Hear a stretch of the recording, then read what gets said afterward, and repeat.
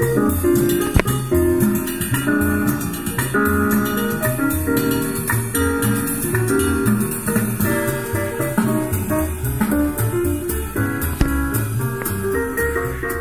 are comfortably zoned with the Zigzag Man in Alameda, California, pushing on the doors of life marked pull and fighting the unholy trinity as we go. Big business, organized religion, and government. You are back with the Zigzag Man. I am joined by a very, very special guest.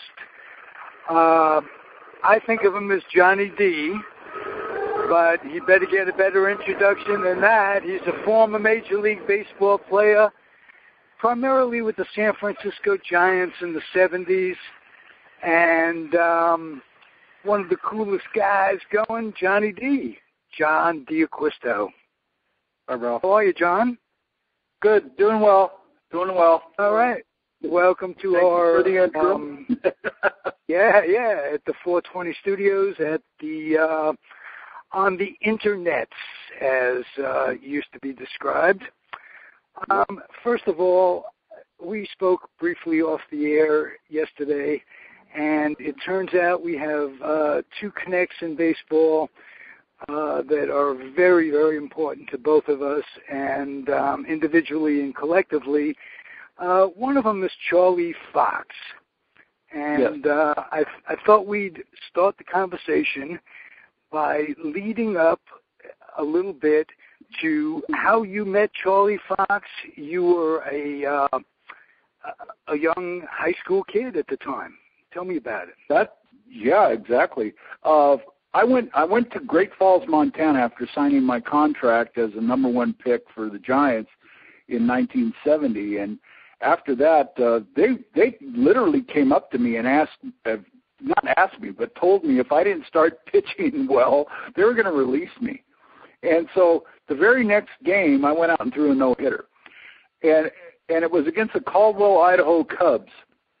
Well, that got me a shot at going to the instructional league where Charlie Fox was. Did Charlie Fox not sign you originally? No, I was signed by Carl Hubble, George Genovese, and Joe Henderson, Kenny Henderson's dad.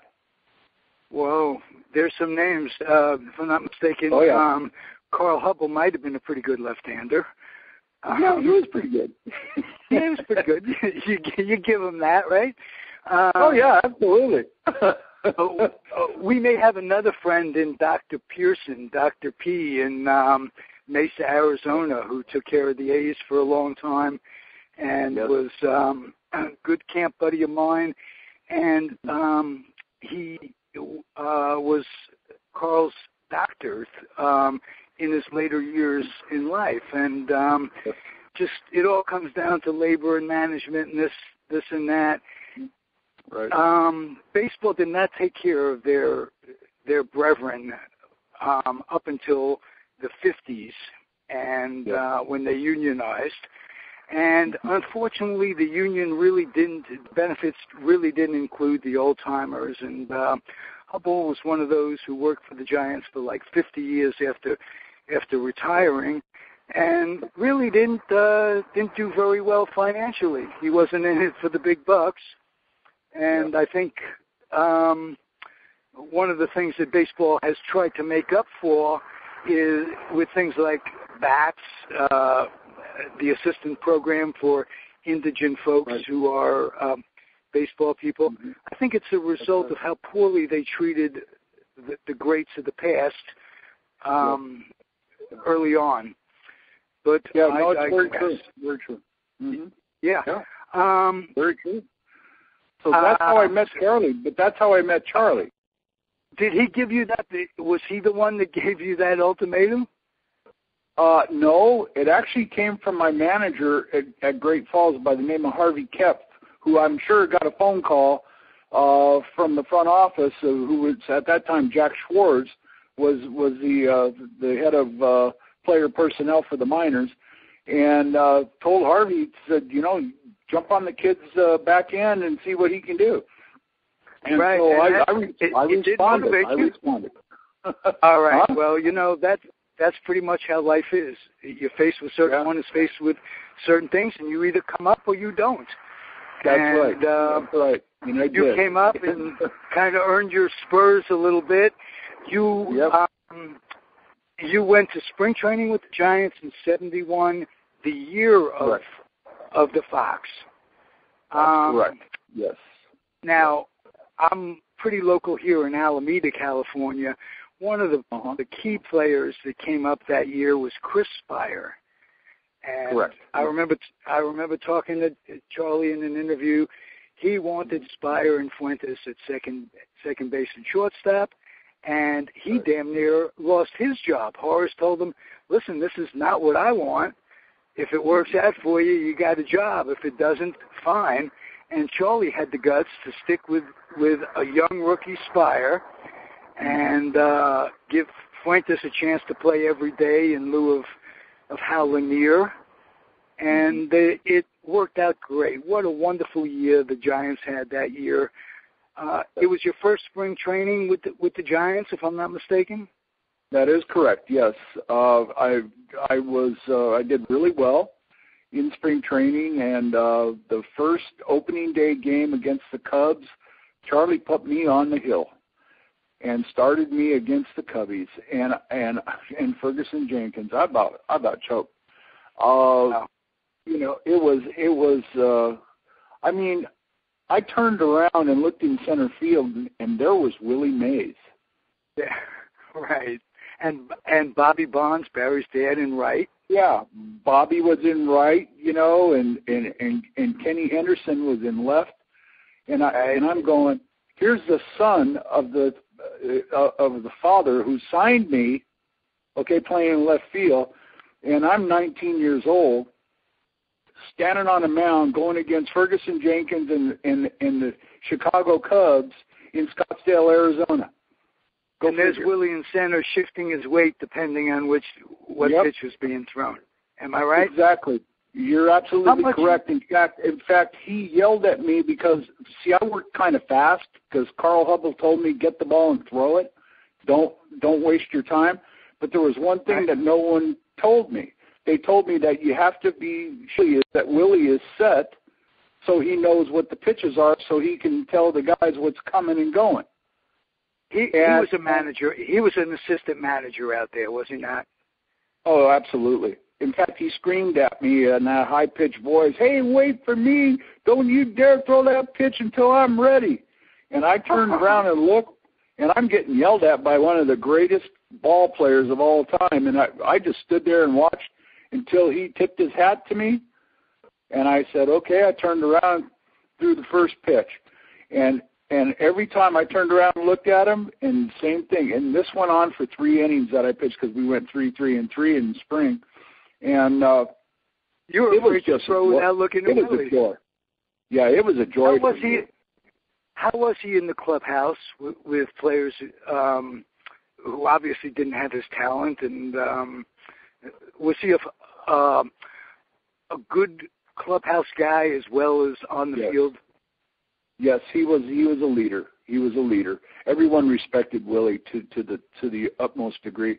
I got the locker next to him. He had 8 lockers. I had 1.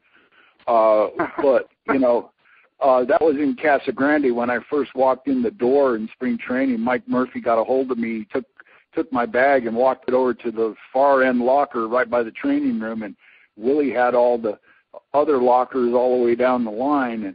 And I walked over to him and I said, it's nice to meet you, Mr. Mays. He says, don't call me Mr. Mays, call me Willie. And I said, okay, Mr. Mays. He says, I just told you not to call me Mr. Mays. And I said, yes, sir. And he says, and don't call me sir. I was a kid. I was collecting baseball cards, you know, from him. You know, it was, you know, it was surreal. It was very surreal, you know, to say the least. Which brings us, baseball cards brings us to one of my favorite topics, because another guy that we both knew intimately, as it were, was Cy Berger of Topps Baseball Cards. I was the rep, the West Coast reps giving out $5 checks in the Northwest League and the California League in the 80s and 90s. Now, where did you sign your first Topps contract? You remember that? Yes, Great Falls, Montana.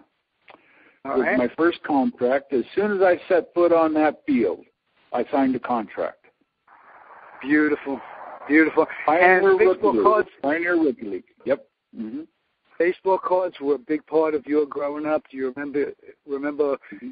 You said that you rooted kind of for the Giants growing up. You didn't like the Dodgers, although you were from Southern California, San Diego. This is before the Padres' time. That's right. Right. Yeah. And you remember your first collection of cards or anything? Oh, yeah, definitely. In fact, I still have them. Well, I don't have them. My sister still has them. I went through them with her last time I was in San Diego, and believe it or not, we got 3 Mickey Mantle rookie cards sitting there in perfectly mint condition. This is one of our largest keepsakes of all. A little retirement nest egg to supplement. Yeah, we're okay here. But for her, maybe, yeah. All right, that's pretty cool. And one of them got a bicycle. One of them has bicycle scratches on them. From putting it on the bike and making it sound like a motorcycle. Every baseball card should have mandatory bicycle things. It would go do like. Exactly. That's how it was used. We didn't know from mint condition. We'd flip them. We'd throw them. It was, being a kid is pretty cool. And as we talked about, you spent your life in the candy store of life, basically baseball. And it's a kid's game. I think it was Roy Campanella said it's a man's game, but you got to have a lot of kid in you to play. Absolutely. You faced Henry Aaron in your life. Yes, I did. One time I faced him, I struck him out. Really? Yeah. And he tipped his hat to me and said, "Welcome to the big leagues, rookie." And I'll never forget that. And I don't think Hank forgot it either, because the ball was getting up there over 100 miles an hour, and I never saw Hank the rest of the time. And it was just... I'll just never forget it. And you had a live arm. Oh yeah. Go ahead. You had a live arm, and on a staff of live arms, you had Nepper, Halicki around you, John Montefiusco. That was the first time in my memory of being a Giant fan, and I go back to 1951 when they were in New York, and I was a New York Giant fan. The Giants had an abundance of young pitching talent. It had always been where they were supplying the league with outfielders, the Alous and the Motas, and on and on and on. But finally got some pitching in the early 70s. And if I'm not mistaken, Vida Blue came along while he was still a Giant. No, I was gone. Then I am afterwards. Then I am mistaken. That's the first time that ever happened. Can you imagine that? You were gone. He came after I was gone. He was I think more in I'm going to say 78, 79 maybe, in that era, right, when they changed the uniforms and went to the solid jerseys and got away from the traditional. Yeah, and Vida came over from Oakland, and I'm going to say, because 77, 78, 79, I was with San Diego, and I pitched against Vida a couple of times. And so I know, and I also pitched against John Montefiusco. In fact, the one game that we pitched against each other, we pitched twice. I pitched once against him in relief and beat him, and then he got a no decision. I stayed at his house because we were really good friends, and on the way in to the park, he goes, Rumi, I just want to wish you all the best, and I hope we both go 7 innings and throw a no-hitter for 7 innings, and we both get a no decision. And I'm going to tell you about what really happened in that game was we both went 7 innings. We both had no hitters going. Whoa. Oh yeah, whoa. Mackerel. And he got Indeed, pulled. whoa. He got pulled. I gave up 2 hits and beat Gary Lavelle 4-0 because we got to Gary Lavelle. Whoa. And I went 9. I only threw 2 shutouts in my whole career, and one of them was that game. Very, very cool. Against your buddy, a former teammate. Against my buddy, yep. And then now, the when, second time I when the whistle blows, he's no longer your buddy. When you get between the lines, you're not thinking along those terms, are you? No. Once you cross the lines, he's just somebody else in a uniform. Right. And you have to think that way. You cannot sit there and give something to somebody. No, you play like he's wearing a uniform. You look past the face. You look past the face, past the person. You look at the player. Totally changes everything. And that's how you have to look at it when you're on the field. If it were my own brother out there, I would feel the same way about it. Who did you own long term, and who owned you long term? Joe Morgan I owned. Really? He only hit a $181 off of me, and so did Mike Schmidt. He hit a $182. And guys that owned me, one of them was Richie Zisk of the Pittsburgh Pirates. But I found out they were picking up my I was lifting my finger off of my glove hand on my curveball. So they were always hitting my curveball. I'm going, how are these guys hitting my curveball? And then Pete Rose told me that it's getting around the league that I'm lifting my finger, and he says, you're my friend. I am not going to let you get sent back to the minors. You're too good of a pitcher. Keep your finger in your glove or do something different. Wow. Pete Rose, huh? Yeah. Pete stopped it and told me. And my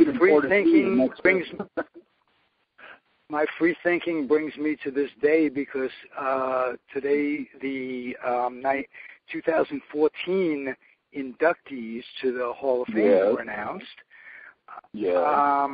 Frank Thomas and the 2 great pitchers from Atlanta, Glavine and Smoltz. Well, not Glavine and Smoltz. 2 Braves and a sock.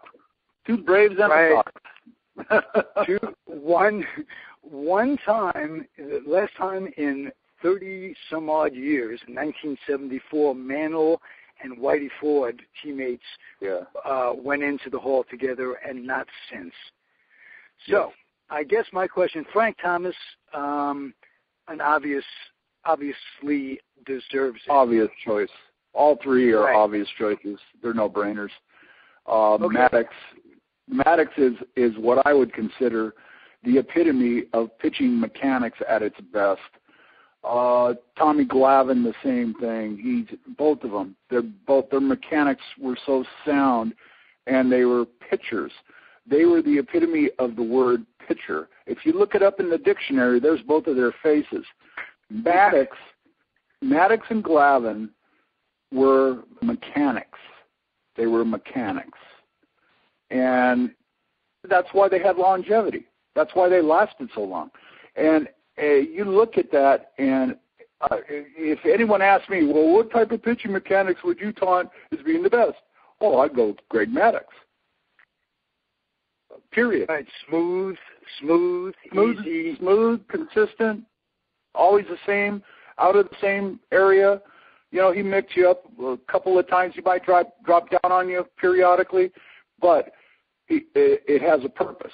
But most of the time, he's in the same plane every time, and his ball does something different at the plate every time. And he had a great change of pace, great change-up, and great control. So the question is, with all the talent that obviously, for one reason or another, and it's basically in Rose's case because of the gambling, and in Clemens and Bond's cases, and Palmero too, I think under normal circumstances, a guy with 3,000 hits has to be considered.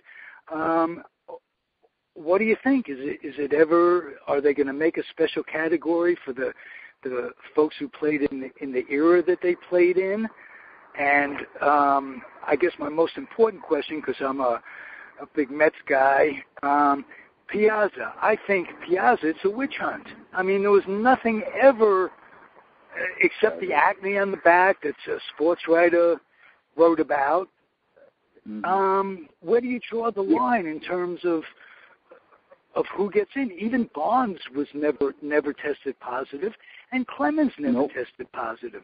How is baseball going to come to grips with this down the road? Well, I believe that players should be put in the Hall of Fame on what they did on the baseball field. If they, so to speak, have evidence that Barry Bonds used steroids or used growth hormone or Balcor products, whatever you want to call it, and Clemens too, you know, if they have the evidence, and like you say, they never tested positive, so why are they being charged with this particular thing as being Reuters? It's like the court of public opinion supersedes the courts and the justice system as we know it. Right. Yes, it's the court of baseball versus the court of the United States government, and both of them. The base government had nothing. They had nothing. They got Barry for lying. That was it, perjuring himself. And he really didn't perjure himself. They just asked him the wrong question. Did you use steroids? He said no.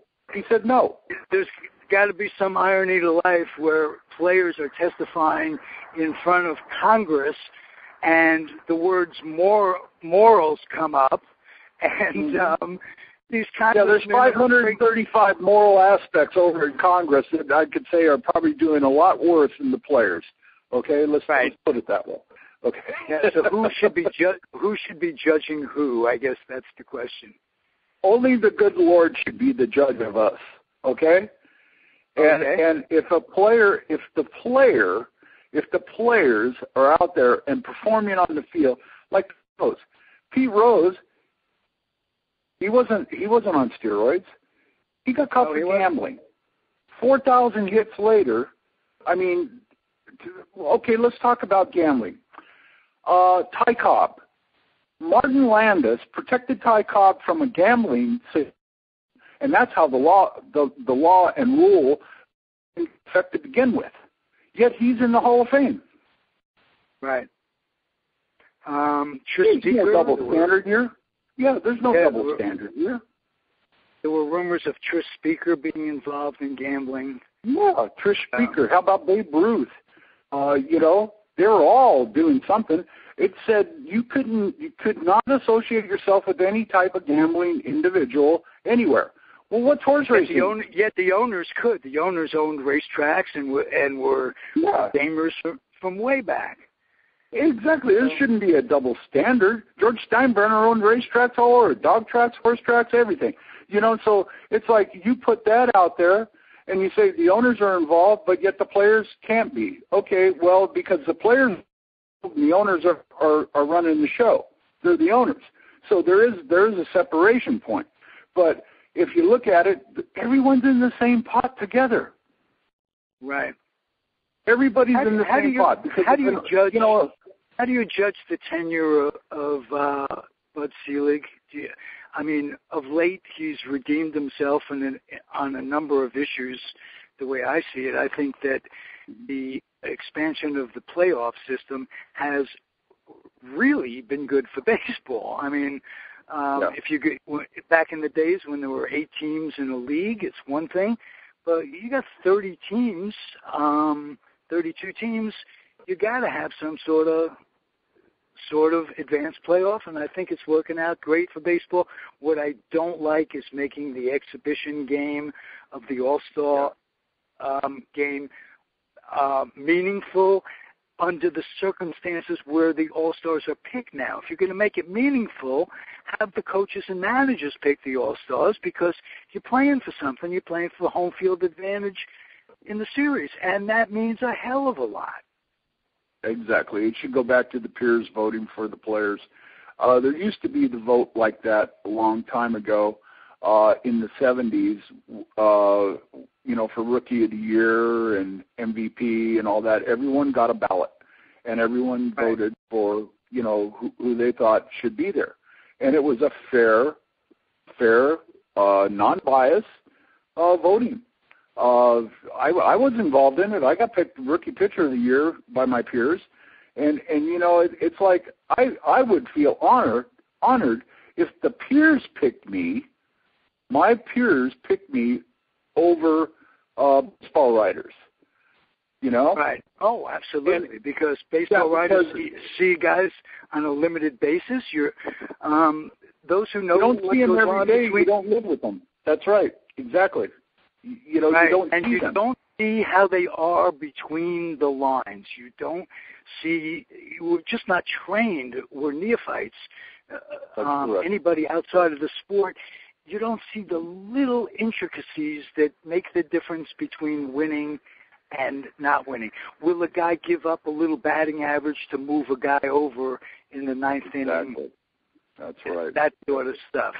With that in mind, who do you think was the most underrated player of the era that you played in? Underrated? Yeah. Oh, I probably would say I'm gonna go with Steve Garvey probably, because he really, even though he was famous, he wasn't really rated very high. He was consistent. The Garv was the Garv. He did some things, but he was just consistently there every day as a strong point of a team. And, every time you played the Dodgers, you know number 6 was running out there. He was going to be there. He was like Cal Ripken Jr. That whole infield was there when you got there and there when you left. I mean, Lopez, second, Joe Russell, shortstop, and the Penguin. Hated the Dodgers growing up, but boy, do I respect their memory of in the 50s. Great teams. And how it carried over into when they moved out here quickly. In 59, they were world champions, and they were competitive for years and years. And what do you think of Lasorda? He was the Giants' foe. Him and Charlie did not like each other, Ralph. They did not like each other at all. They got into a fight even before the game started during batting practice. Charlie and Tommy were on the ground swinging at each other. It was the greatest thing I've ever seen in my whole life. Here, This is how much the Giants and Dodgers hate each other. The two managers are fighting each other. One's bleeding Dodger blue, the other one's bleeding orange, So, Right. It was great. These are 55, 60-year-old men at the time, too. They're not kids. They're not playing managers. Right. They're out there beating the crap out of each other. They're beating the crap out of each other. And it was great. It was absolutely great. And I said, that set the tone for the whole series right there. That was during the series when I went out there. Charlie ran me down to the bullpen. He goes, go down and get your work in now. I said, what do you got on your mind? He said, you'll find out. We were getting our clocks cleaned. Charlie sent me down to the bullpen. I start warming up. He tips his hat to me, which is a sign, are you ready? And I tip my hat to him, yeah, I'm ready. He walks out to the mound, yanks the pitcher, brings me in. I strike out 8 in a row. And the ninth guy I had 0-2 was Willie Crawford. I had him 0-2, and he hit a little weak ground ball over to Chris Spire. Okay, for the last guy that retired, 9 in a row. We ended up coming back and beating them. To this day, Willie Crawford lives in the Bayview area in San Francisco. Not mistaken. Exactly. And he is a good guy, Willie Crawford. Willie Crawford's a great guy. He's a great guy. And, it's like all these players that I played against in my career, Johnny Bench, just to name a few, Johnny Bench, Tony Perez, Steve Garvey, Davey Lopes, Billy Russell. You look at how good I feel that almost every single one of them should be in the Hall of Fame. Right. Because that era in the 70s was one of the most pronounced eras of professional talent in baseball I've ever seen in my life. And no one will disagree with that. 71 All-Star team, I agree with you, John, that 71 All-Star team had like 14 future Hall of Famers. Yeah, exactly. That's what I'm saying. Yeah. And a lot of them got into the Hall. Yeah. Right. Is there anybody that we haven't talked about that should be in the Hall, in your opinion? Yeah, absolutely just should be in and isn't. Shoeless Joe Jackson, in my opinion, should be in the Hall of Fame. That's one. Okay? And we've already talked about Pete being in. And, you know, I just think he should be in. But there's Gil Hodges is another one that should be in.